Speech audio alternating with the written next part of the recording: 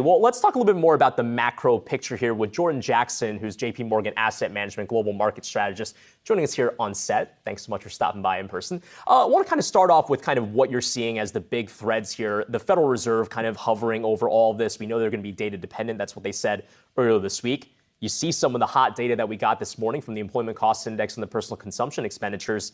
What do you see as the story for the Fed as they do get closer to that Jackson Hole meeting next month?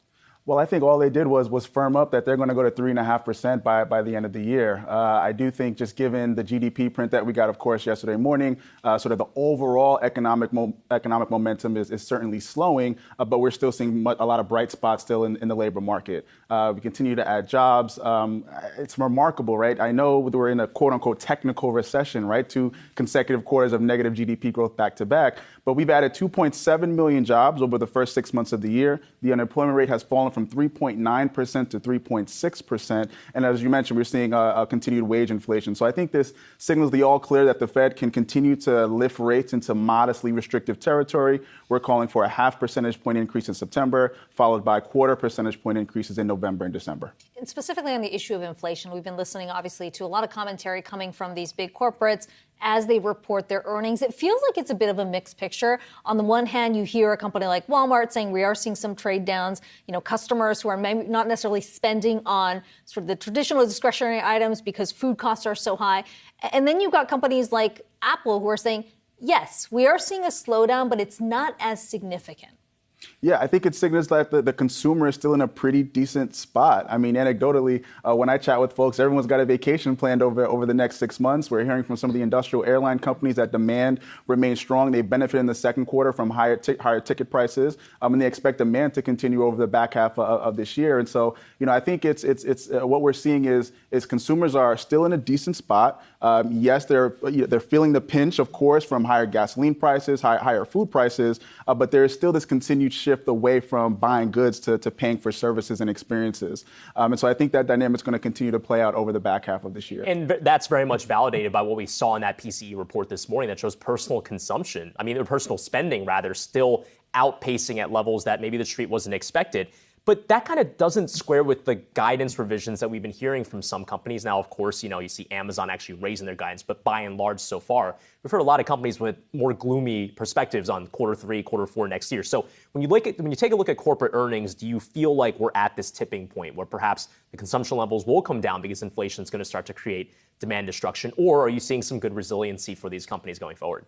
I think it sort of depends on when you look. Where I do think we need to see some earnings to start to come down is in the revisions, right? Especially when we look at 2023, we still think earnings estimates are still a bit optimistic as we look ahead, given the inflationary backdrop, input costs, higher wages, all the things that we've talked about. And so I think those earnings estimates are going to start to peak out and start to roll over. We're starting to see that come through as analysts revise those estimates over the next couple of quarters. But we're not calling for a complete collapse in earnings. I think that's really the key takeaway, right? We don't expect a pandemic level earnings recession or a global financial crisis.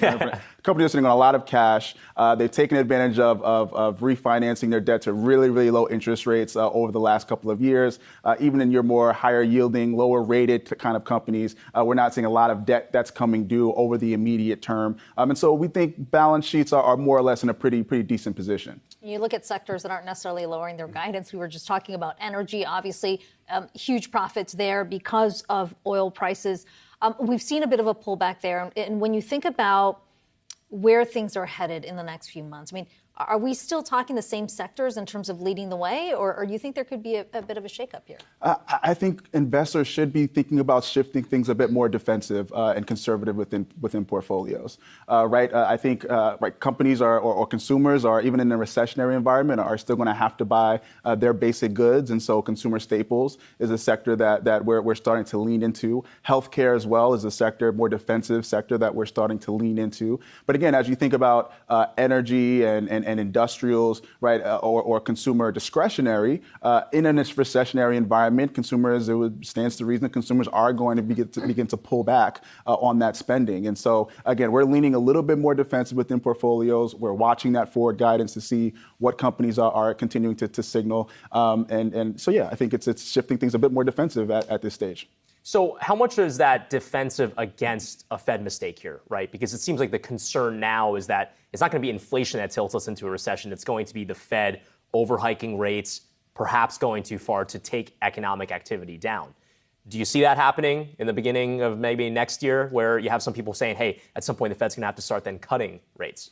Well, one of the reasons why the market rallied is because, remember, if we look at the June FOMC dot plots, the Fed still had baked in 2 more rate hikes in 2023.